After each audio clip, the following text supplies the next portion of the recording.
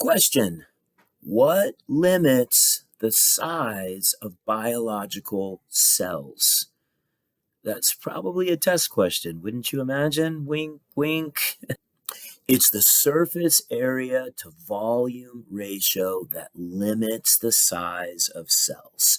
Cells need a lot of surface relative to their volume. Cells need high surface area to volume ratio. So recall that more free oxygen in the atmosphere following the Great Oxygenation Event allowed for the evolution of the larger eukaryotic cell some 1.8 billion years ago. So this increase in oxygen allowed for the evolution of larger unicellular eukaryotes. But how do we go from the unicellular protist to a portobello mushroom or a ponderosa pine? In other words, if organisms are limited by their surface area to volume ratio as their size increases, how does life grow big but still maintain lots of surface area relative to their volume?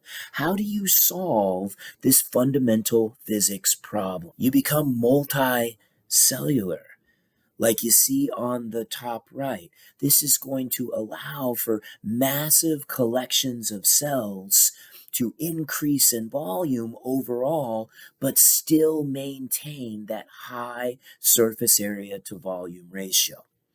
Okay, so we're back to cells as cubes, but here's our cell with 6-part surface relative to 1-part volume. If the volume increases to 125 of these units, then the surface area to volume ratio decreases. We know that volume is going to increase faster than surface. However, you solve this problem by becoming multicellular.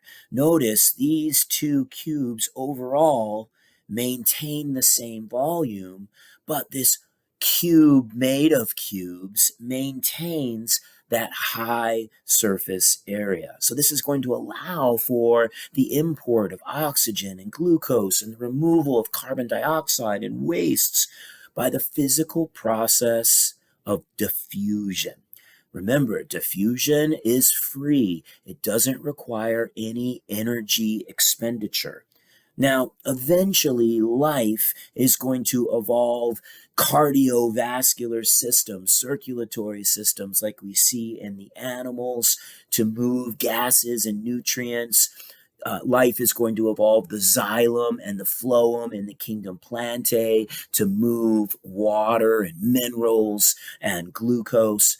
But those transport systems are coming much later. Really important point, and another test question. You know how I love to give you test questions when you watch these lectures.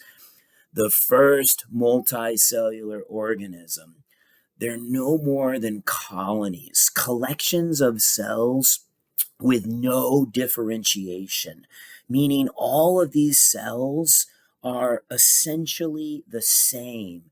They have no specialized function in these early multicellular organisms. They're just colonies, really, collections of filamentous strings or balls or sheets that are sharing cell walls that are held together by connecting proteins.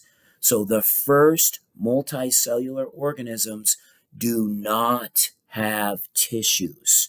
Recall, tissues are specialized cells performing specific functions. All the cells in the first multicellular organisms were essentially the same, but they are now connected into one individual unit.